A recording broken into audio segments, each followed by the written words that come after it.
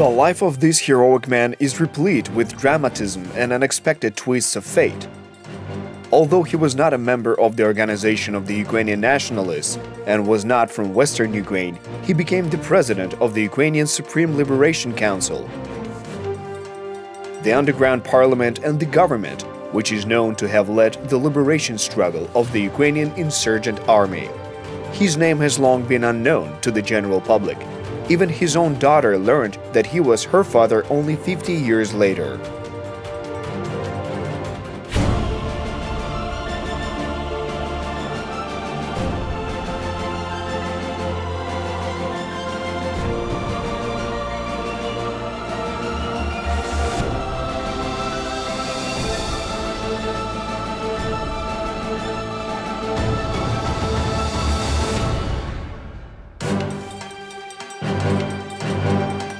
Kyrylo Osmak was the name of one of the greatest figures during the Ukrainian National Liberation Movement of the 1930s to 1950s. His authority among the fighters for the independence of Ukraine was absolutely unconditional as a participant of the Ukrainian Revolution of 1917 to 1921, as a member of the Central Rada. Under the Soviet authoritarian regime, he was a constant prisoner and he was separated from his wife. During World War II, Kyrylo Osmak initiated the establishment of a unifying democratic agency of insurgent Ukrainian people, which is known as the Ukrainian Supreme Liberation Council. Kyrylo Osmak remains an unknown person for the majority of people even today. This man remained unknown even by his family for a long time. The question was, who is this man? Despite this fact, his role in the Ukrainian liberation movement is invaluable. He was a statesman who took part in the development of the Ukrainian People's Republic, the successor of which we can call modern Ukraine. He developed the processes of the state's formation during World War II. The fact that he was then elected as the president of the Ukrainian Supreme Liberation Council raises his figure to a new level, namely due to the fact that the Ukrainian Supreme Liberation Council had to represent Ukraine as a state and Ukraine as a people, both on the domestic and foreign political arenas.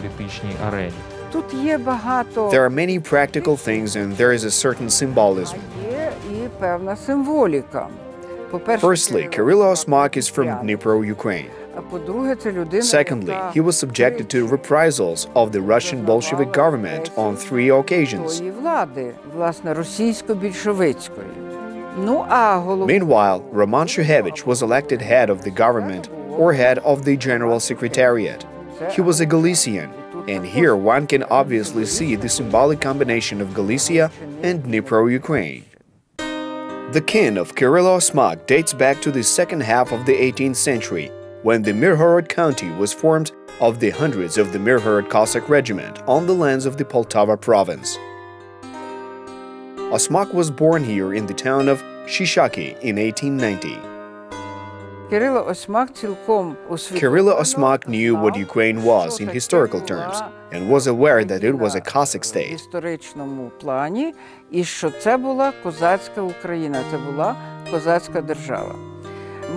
His mother was from Cossack kin and she was born in Dikanka. That is, they were farmers. For this reason, he looked to join a rural agricultural educational institution, and it turned out that the agrarian sector was a blessing for him. In 1910, he was accepted to study at the Moscow Agricultural Institute. During studies, the young student cooperated with the Ukrainian Life journal, which was published by the then little-known publicist Simon Petlura in Moscow. Kyrylo took interest in the study of Ukrainian agrarian terminology. The future agronomist had practice in Ukraine, as well as in regions in Russia inhabited by Ukrainians.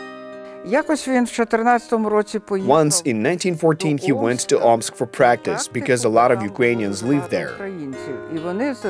He and his friends sailed up the Irtysh River to settlements that were inhabited with Ukrainians. He then wrote an article in the magazine Relia about how exactly Ukrainian immigrants lived on these lands. There is such a phrase: old people still keep their traditions alive, but young people are no longer preserving them. They go straight to Russification. Had the youth kept to traditions, Ukrainians would have been a unified power, rather than being part of the melting pot in Siberia.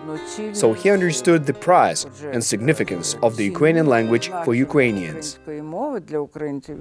At the start of World War I, Kyrylo was on the Southwestern Front, where as a representative of the Committee of the Elective District Council, he provided relief to refugees that had suffered from the war. All this he did in the town of Zbaraj in the Ternopil Oblast. He was the head of a meal station. There he became acquainted with Galicia, and he wrote his impressions of Galicia in the magazine Tepla Rosa, or Warm Dew. Soon after, the magazine was terminated. Then after some time it was renewed. But after my father published his article Galicia, this journal was again terminated. So in 1915 to 1916, he saw what was happening at the front. In March 1917, Kyrylo Osmak took an active part in the establishment of the Central Rada. After that, he worked in the General Secretariat of Land Affairs, where he headed a special publication department. After the seizure of Ukraine by Russian Bolsheviks, Kyrylo Osmak worked in the Central Agricultural Cooperative Union, where he headed the beet-growing department. And then he continued the work on the creation of a dictionary of Ukrainian agricultural terms at the Institute of Ukrainian Scientific Language of the All-Ukrainian Academy of Sciences. However, the Bolshevik government further persecuted the former supporter of the Ukrainian Socialist Revolutionary Party and a member of the Ukrainian Central Rada. First, he was arrested in March 1928 and exiled from Ukraine for his participation in the counter-revolutionary organization of right-wing Ukrainian Nationalists in the Sugar Beet Cooperative and was labeled a socially dangerous element. He went to Kursk. This is ethnographic Ukrainian land. It was there that he worked as a freelancer at the All-Ukrainian Academy of Sciences. He worked on the creation of a dictionary of agricultural terminology and also a dictionary of forest terminology. And in the 30s, the process of the Union of Liberation of Ukraine started. It turns out that such an organization as INOR was established at the Institute of the Scientific Ukrainian Language. So it was an institute organization of editors of the Ukrainian language. They gathered and discussed professional matters. They were simply political editors. So my father was not engaged in the investigative process, but instead was imprisoned in a Russian concentration camp for 3 years. Kyrylo Osmak was sentenced to 3 years of imprisonment in concentration camps regarding the case of the Union of Liberation of Ukraine. He served his sentence constructing a railway in Syktyvkar. Kyrylo was then released in 1933 and started working in the suburbs of Moscow. And then he worked as an agronomist in the Ryazan region. In 1938, in the years of Great Terror, he was arrested again. He was accused of sabotage in sowing of grain and livestock handling. Osmak, as a prisoner with experience, managed to deny all the charges, but he was under investigation for 2 years. His wife Maria did not wait for his return.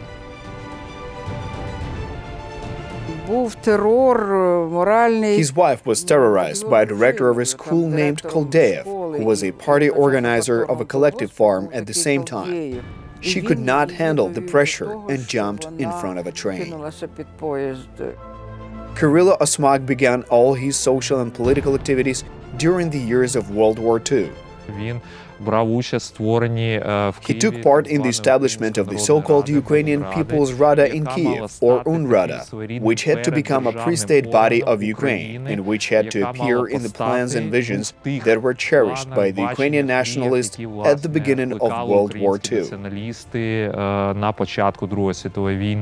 Mykola Velichkovsky was elected chairman of the council. Olena Teliga and Kosach Borisova, the sister of Lesya Ukrainka, were also members of the council. Kyrylo Osmak then served as the chairman of the agricultural department. He then established the cooperative organization Rural Farmer. After the Germans had disbanded the council, this Rural Farmer organization continued to exist. The workers of the organization dug up frozen beets, dried them and gave them to Kiev inhabitants.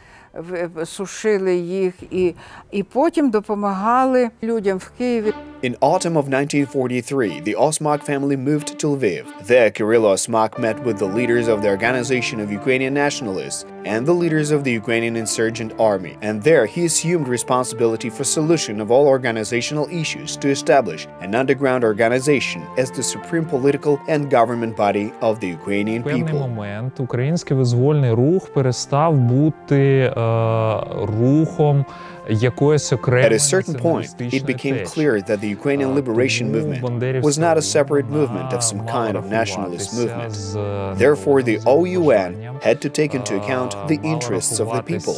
It had to reckon with the fact what the Ukrainian people wanted, and therefore the establishment of the Ukrainian Supreme Liberation Council confirmed the fact that Ukrainian nationalism and the Ukrainian liberation movement ceased to be the doctrine that was offered to people by the supreme authority. Він, по суті, перестав бути тією доктриною, яку накидали зверху. After all, it was a people's movement, and ultimately the struggle for the independence of the Ukrainian state. In July 1944, the assembly of the Ukrainian Supreme Liberation Council was held in the village of Sprynya in the Lviv Oblast. As a result of this, Kyrylo Osmak was elected president of USLC. As Roman Shuhevich wrote later, deep silence fell in the hall when the head of the USLC Presidium stood in front of the chairman of the Great Assembly, put his hand on the Ukrainian state emblem, and began to repeat the words of the oath. It was the president of Ukraine who swore allegiance to all the Ukrainian people. Roman Shuhevich was elected chair of the General Secretariat of the executive body of the USLC Presidium. He became the Secretary General of Military Affairs. This is quite symbolic. Indeed, in this way, the OUN and the Ukrainian Insurgent Army, in the person of Roman Shuhevich, who was on the territory of Ukraine at that time, showed that it was not a formal body and wasn't a formal position. We all understand that Shuhevich could hold any position in this organization. Therefore, the personality of the USLC president, who was elected at this assembly, was also symbolic.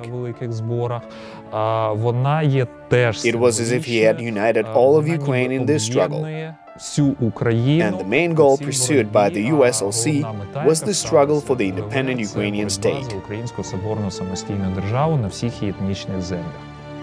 After the establishment of the Ukrainian General Liberation Council, he led the armed struggle and conducted political and propaganda activities against the Soviet regime. On August 3, 1944, Kyrylo Osmak was wounded in a battle between regiments of the Red Army and the Ukrainian Insurgent Army in the foothills of the Carpathians in the Lviv Oblast. The soldiers left him in one of the local peasant houses for medical treatment, but a few days later, during a raid, he was seized by Soviet special services. On September 12, 1944, the Special Services organized a raid, a so-called KGB military operation in the city of Dorozhev. They seized Osmak, but he did not have any documents. He had only a letter of confirmation from the village council in the name of Ivan Koval. He was under investigation at a Drohobych prison for 2.5 years, and after they could not convict him, they convoyed him to Kiev. He reminded of himself at the end of August of 1947. Then he began to tell a true story without naming any names. І тоді він почав розповідати правдиву історію, не називаючи імен, тільки події. He could tell only about events, and if he revealed names, then there were names of the dead or people who were far from there. So not a single one of those people named were arrested. Ніхто не був заарештований. In July 1948, the Specialized Council of the USSR Ministry of State Security sentenced Osmak to 25 years in prison, allegedly for participating in a counter-revolutionary gang of the Organization of Ukrainian Nationalists and actively leading major counter-revolutionary nationalist activities. In 1948, the criminal code at the time did not include an article on a 25-year prison sentence. It was either 10 years in prison or 25 years in a concentration camp, but he was sentenced to 25 years in prison. Kyrylo Osmak served his sentence in a Russian prison for extremely dangerous criminals in the city of Vladimir, which is known as the Vladimirsky Central.